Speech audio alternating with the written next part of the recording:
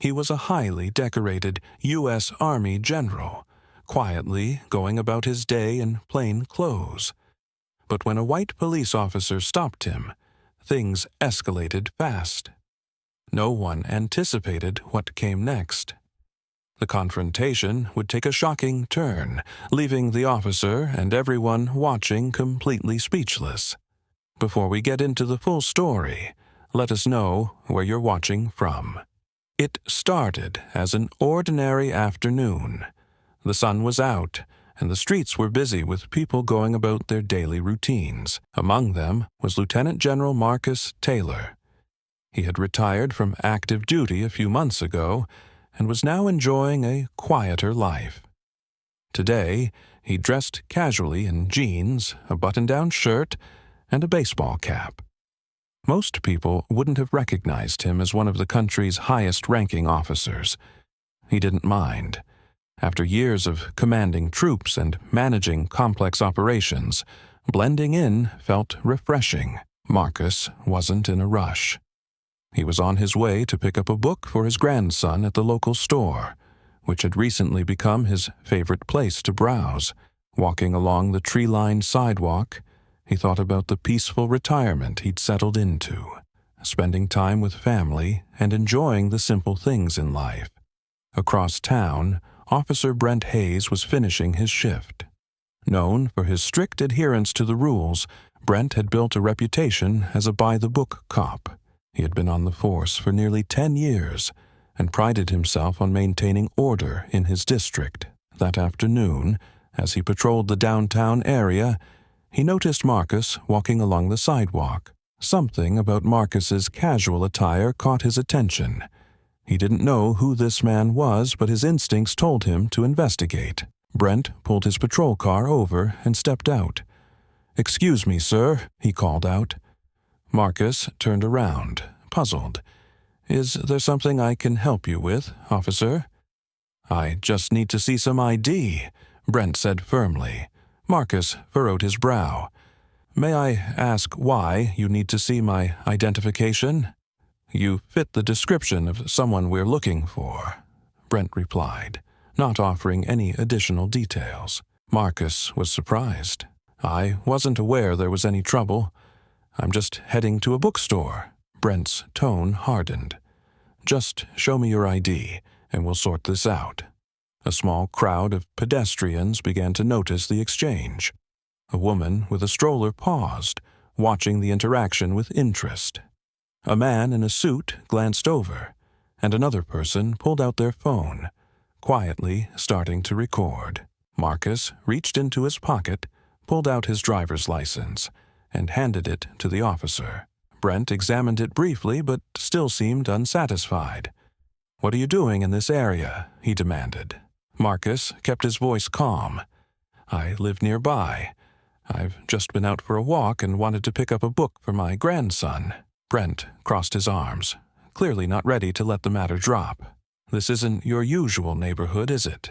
Marcus sighed. "Officer, I'm not causing any problems. I'm just minding my business. Can I please have my ID back now?" Brent hesitated.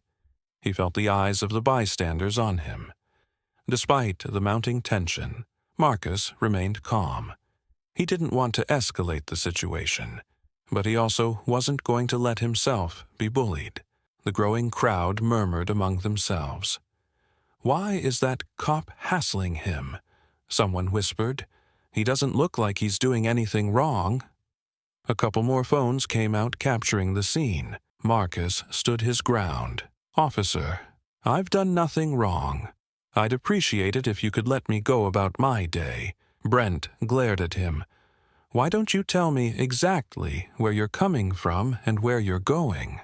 "I've already told you," Marcus replied. "I'm heading to the bookstore." The tension in the air was palpable. Marcus, a man who had faced life-and-death situations on the battlefield, felt a different kind of pressure. This wasn't the military. There were no clear orders, no defined enemies, but there was a line being crossed here, and he knew it. Brent took a step closer, his voice stern. "Listen, if you cooperate, This will all be over quickly. But if you keep questioning me, we're going to have a problem." Marcus didn't flinch. "I've answered your questions, officer. I've given you my identification. I'm not sure what more you need from me." The onlookers began murmuring louder. One man spoke up. "Why is he giving that guy a hard time? He's clearly not doing anything wrong." Another woman chimed in. "It's like he's just picking on him for no reason." The situation had drawn so much attention that it was no longer just about Marcus and Brent. It was about how a community watched as someone who had done nothing wrong was being treated unfairly. Marcus remained steady. "Officer, I'm asking again. Can I have my ID back and be on my way?" Brent hesitated for a moment. He didn't want to lose face in front of the growing crowd, but something about Marcus's calm demeanor made him second-guess his approach. The stage was set. What would happen next would change everything. Marcus was used to facing challenges. Decades in the military had taught him to keep his cool under pressure, to assess situations calmly before taking action. But as he stood there, being scrutinized by an officer who seemed intent on finding fault, Marcus felt a different kind of tension. He wasn't on a mission. He wasn't in uniform. He was just a man, and at that moment, he realized he wasn't being treated as such.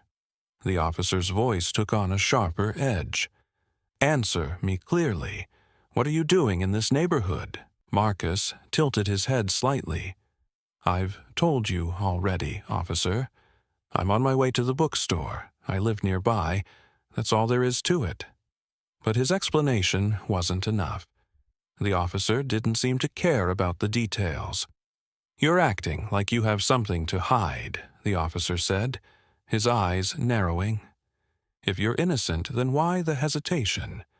Why not just tell me exactly where you're coming from and who you're going to meet?" Marcus exhaled slowly. "I'm not hesitating, officer. I've answered your questions. I'm not meeting anyone. I'm just going to pick up a book. That's all there is to it." The tension grew thicker. More people had gathered. A young woman in her 20s whispered to her friend, "He's just walking. What's the big deal?" Her friend nodded. "Yeah, this is ridiculous." One man, standing off to the side, pulled out his phone and started recording.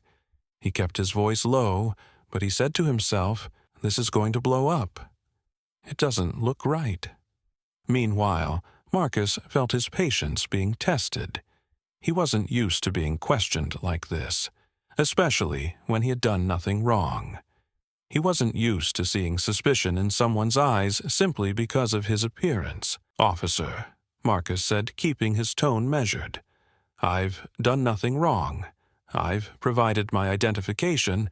I've told you where I'm going. I don't understand why this is continuing." The officer crossed his arms, clearly not satisfied. "That's not for you to decide. I'm the one asking questions, and you're the one who needs to cooperate. If you have nothing to hide, why the attitude?" Marcus's expression didn't change. He had learned long ago not to let frustration show, not to give in to anger in moments like this. But inside, he was starting to feel a deep sense of injustice. He had served his country. He had fought for its ideals. And now he was being treated as if he didn't belong. The crowd had grown larger. A woman holding a coffee cup murmured, "Why doesn't he just leave him alone? It's obvious the guy hasn't done anything." Another man chimed in, "This cop doesn't know who he's dealing with. This is going to backfire." The officer didn't seem to notice the murmurs. He was focused on Marcus, and it was clear he wasn't going to let up. "Why are you so defensive?" the officer asked, his tone sharp. "If you're not doing anything wrong, then just explain yourself clearly." Marcus felt the weight of the moment. He wasn't just answering for himself anymore. He was answering for everyone who had ever been treated unfairly. Everyone who had ever been stopped without reason. Everyone who had ever been seen as suspicious just for existing. He took a deep breath. "Officer, I've given you all the information you've asked for. I'm not defensive. I'm just tired of being treated like I've done something wrong when I haven't." The officer's jaw tightened. He glanced around and noticed the crowd for the first time. The phones, the faces watching, the people clearly on Marcus's side. It was all starting to sink in. But instead of backing down, the officer took a step closer. "You don't get to decide how this conversation goes," he said. "I'm the one in charge here." The tension in the air was almost unbearable. The crowd was silent now, waiting to see what would happen. Marcus didn't move. He didn't flinch. He simply held his ground, his calm demeanor unwavering. The officer leaned in, his voice lowering. "You're making this more difficult than it needs to be. I don't know who you think you are, but out here, I'm the authority." Marcus straightened his posture. He kept his voice level. "I know exactly who I am. I'm a citizen walking to a bookstore. I'm not breaking any laws, and I'm not causing any trouble. So, I'll ask again, why am I being treated like this?" By now, the officer's frustration was clear. He stepped back, rubbing his temple as though trying to come up with a new angle. The crowd wasn't going anywhere, and the phones kept recording. One man in the crowd finally called out, "Why don't you just let him go? He's not doing anything wrong."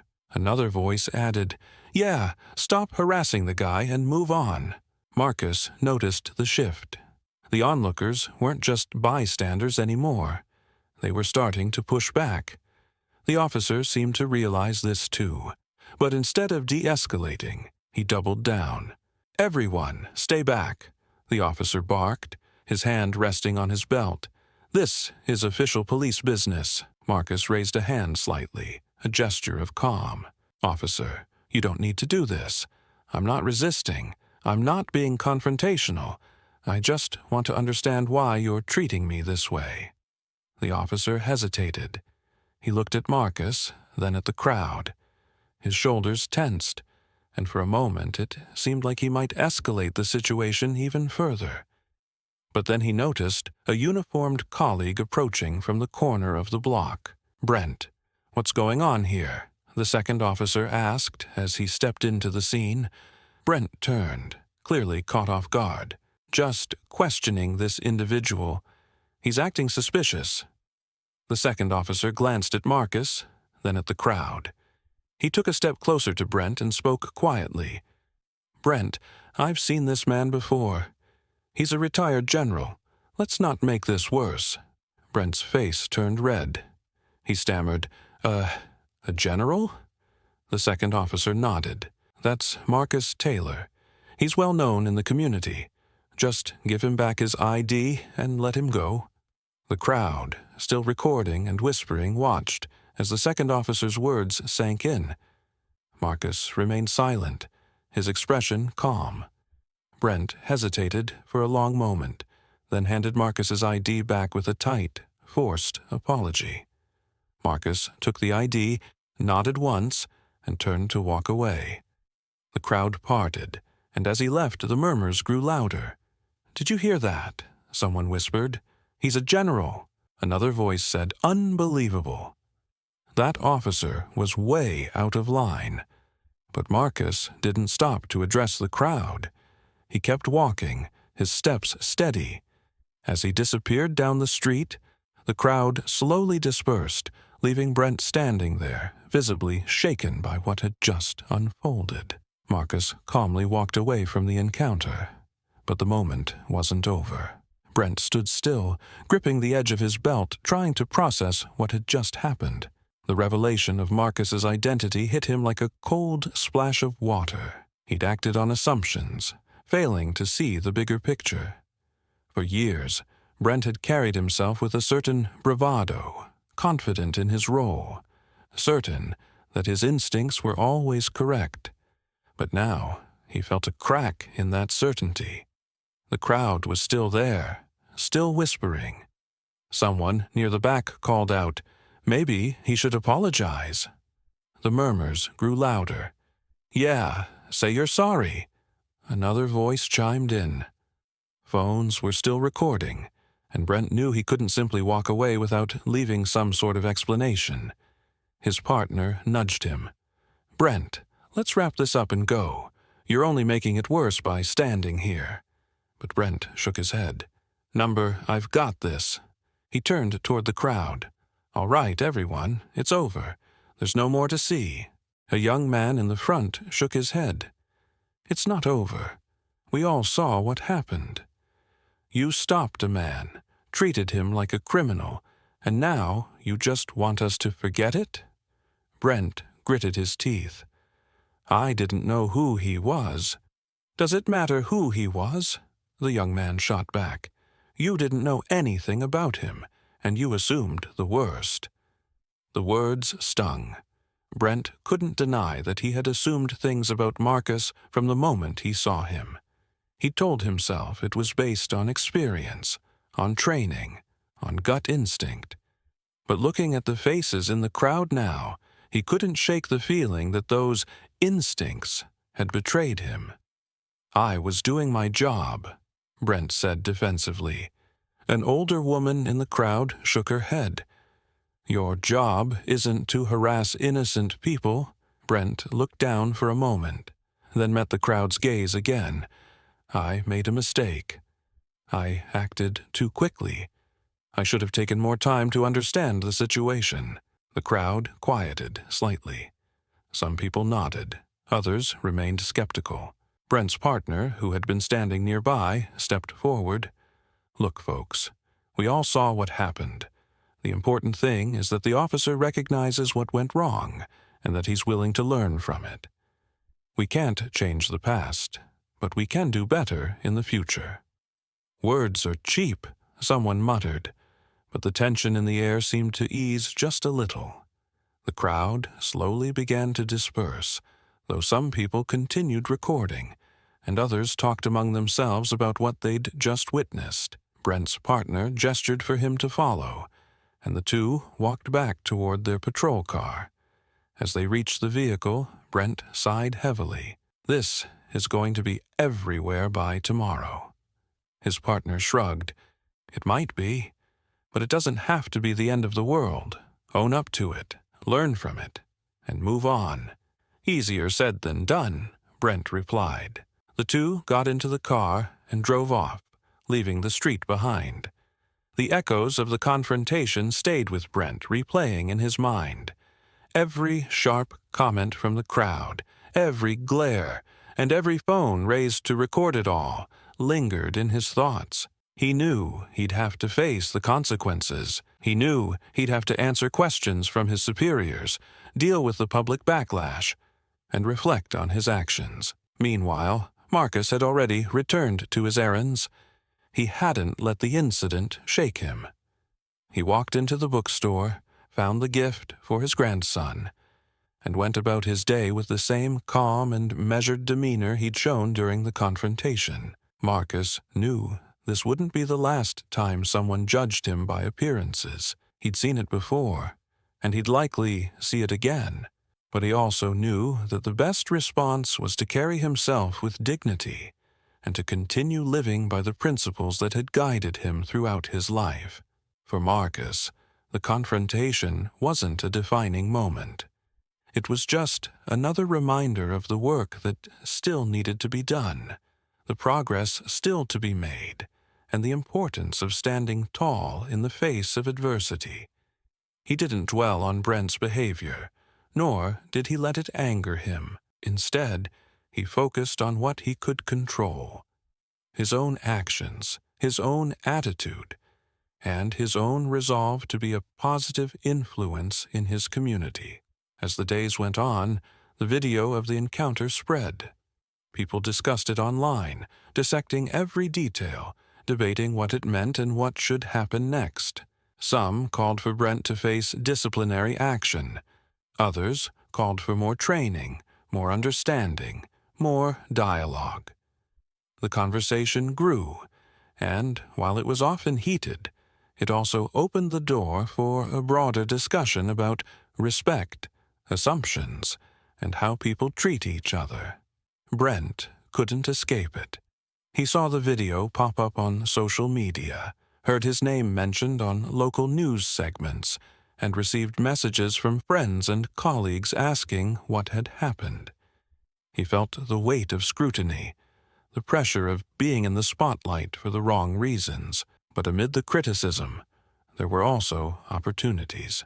Brent's department began holding discussions about how to handle encounters more thoughtfully, about taking the time to understand people, rather than rushing to conclusions. Training sessions were scheduled, conversations were held, and slowly, a shift began to take place. Brent attended those sessions, sat through the conversations, and started to listen more. At first, he did it reluctantly, feeling as though he was being punished. But over time, he started to see the value in it. He began to realize that his role wasn't just about enforcing the law.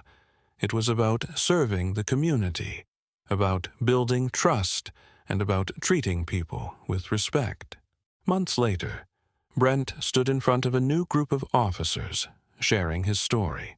He didn't try to paint himself as a victim or make excuses. He spoke honestly about what happened that day, about how he let assumptions cloud his judgment, and about what he'd learned since then. It wasn't easy, and he knew not everyone would accept his words, but he was determined to try. As for Marcus, he continued to live his life with quiet strength. He didn't seek attention for what had happened, nor did he dwell on the incident. He simply carried on, knowing that his actions had left an impression, that his calm response had helped turn a tense situation into a learning moment for many people. In the end, the confrontation became more than just an incident on a busy street.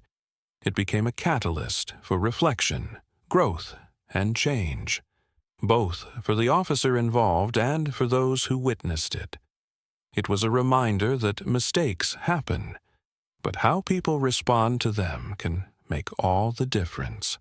Marcus walked into the bookstore, his posture straight, his mind calm. He wasn't dwelling on the officer's treatment or the murmurs from the crowd.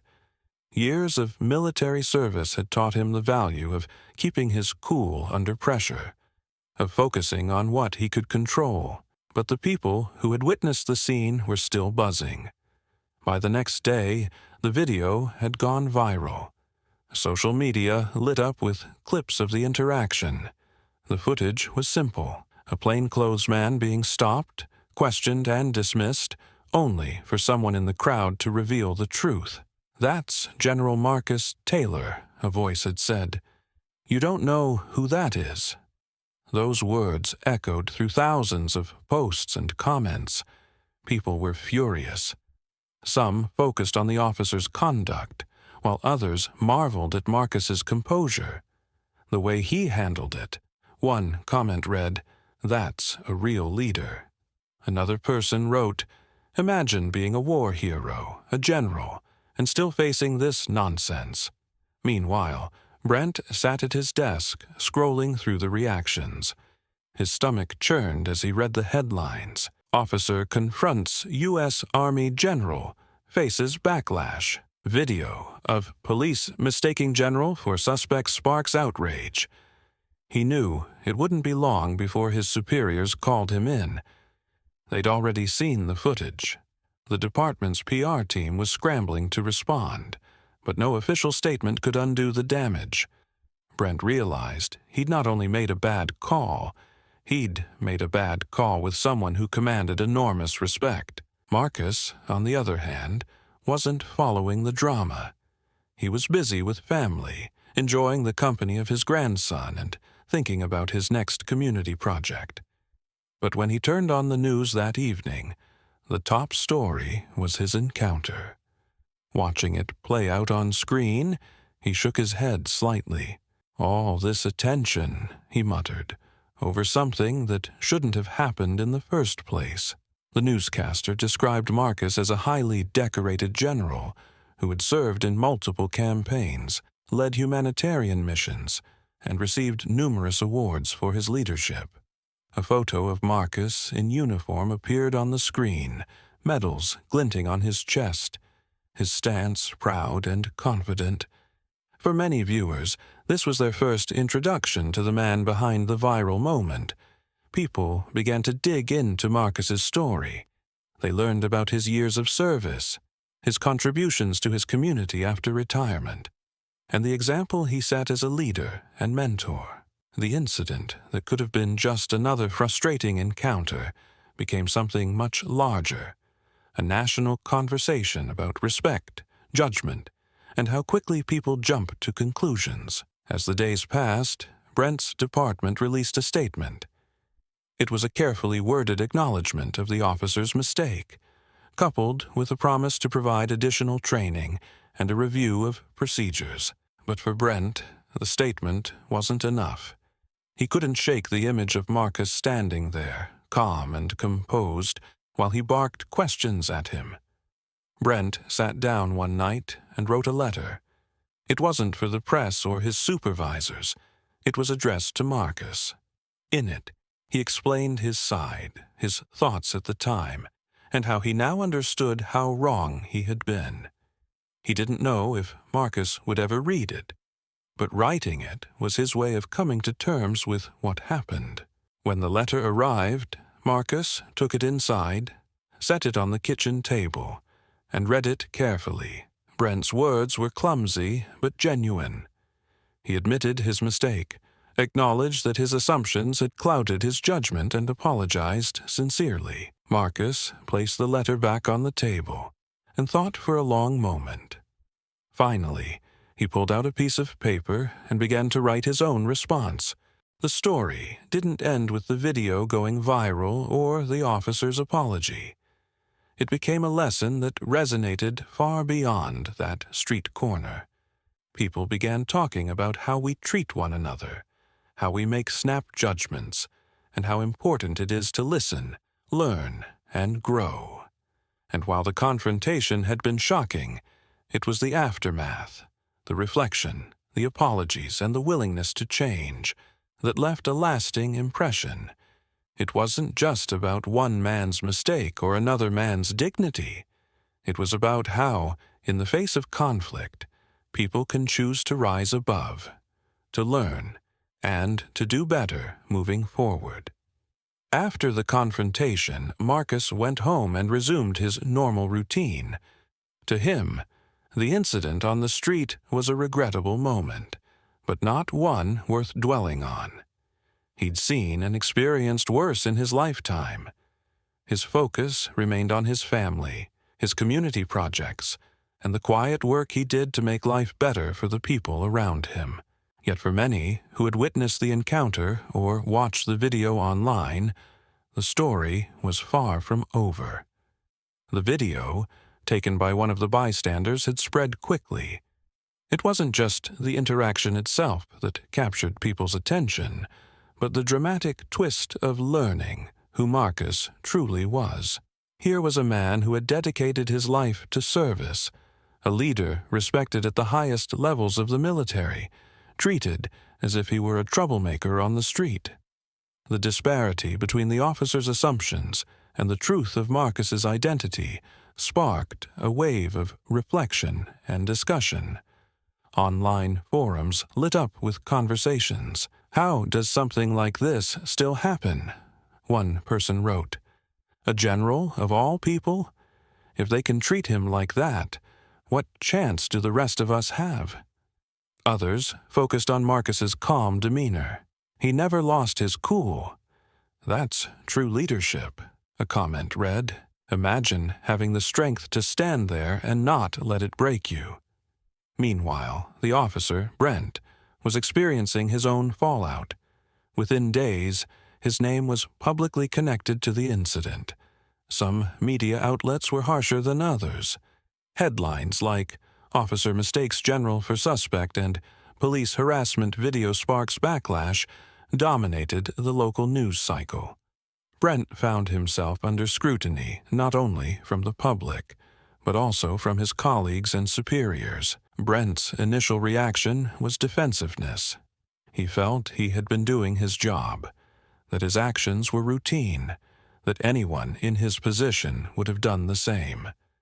But as he watched the video himself, the reality of the situation began to sink in. He saw how he had come across, stern, accusatory, and unwilling to listen. He noticed how Marcus had remained calm and composed throughout the ordeal, and he couldn't ignore the comments from people who viewed his behavior as an abuse of power. "I didn't know who he was," Brent tried to explain to a colleague one day. "I didn't realize he was, a general." "But does it matter who he was?" the colleague replied. "The point is, you assumed, and you treated him like he was less than you before you even had all the facts." That statement stuck with Brent. In his quiet moments, he thought about what it meant to make assumptions, about how those split-second judgments can lead to unnecessary conflict. It was uncomfortable, but it was also a chance to learn. Brent began attending the department's optional workshops on de-escalation and implicit bias. He volunteered to join community meetings and listen to the concerns of local residents. At first, he did so reluctantly, feeling like he was only doing it because people expected him to. But over time, something shifted. In one particular meeting, Brent sat in a circle with community members, teachers, business owners, parents, and listened as they shared their stories. One man spoke about how he'd been stopped multiple times in his own neighborhood for no apparent reason. A woman described how her teenage son had been questioned simply because he was walking home after dark. Brent found himself humbled by these accounts. For Marcus, life went on, but the incident still followed him in unexpected ways. He received messages of support from former colleagues, old friends, and even strangers who had seen the video.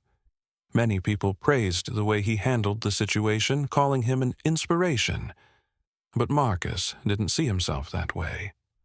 "I just did what I always do," he told one friend. "I kept my head, I answered their questions, and I didn't let it rattle me. That's not special.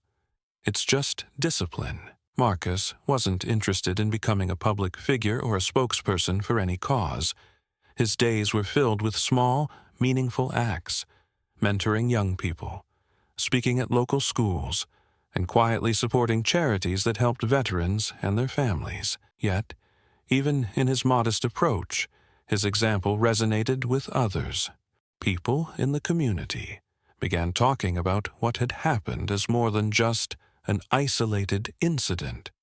They discussed what it meant to treat others with dignity, to give people the benefit of the doubt, and to approach every situation with respect. Some saw Marcus's story as a reminder that respect should be given to everyone, regardless of their rank or status. Others took it as a call to look inward and consider their own biases. At a public forum, one community leader summed it up well. "This isn't about one officer and one general. It's about how we all treat each other. It's about understanding that everyone you meet has a story, a history, and a dignity that deserves recognition." In the months that followed, Brent and Marcus's paths crossed again. At a community event, Marcus was invited to speak about leadership. Brent, still working on repairing his reputation, attended as part of the department's outreach effort. After Marcus spoke, Brent approached him. "General Taylor," he began hesitantly, "I just wanted to say I'm sorry. I didn't handle things the way I should have, and I know I can't take it back, but I'm working on doing better." Marcus looked at him for a moment, then nodded. "What matters is that you're willing to learn. None of us are perfect, but we can always do better." That brief exchange wasn't the end of their story. Brent continued his efforts to improve how he approached his work, and Marcus continued to lead by example, showing that calm determination and respect can diffuse even the most tense situations. As time went on, the incident became less of a headline and more of a lesson. In the community, it spurred new conversations about fairness, about judgment, and about the importance of staying composed under pressure. For Brent, it marked a turning point in how he viewed his role as a police officer. For Marcus, it was another moment in a lifetime of standing tall, staying calm, and proving that dignity always prevails. The story wasn't about one man's mistake or another man's grace. It was about what came after, the growth, the understanding, and the quiet acts of respect that began to ripple outward.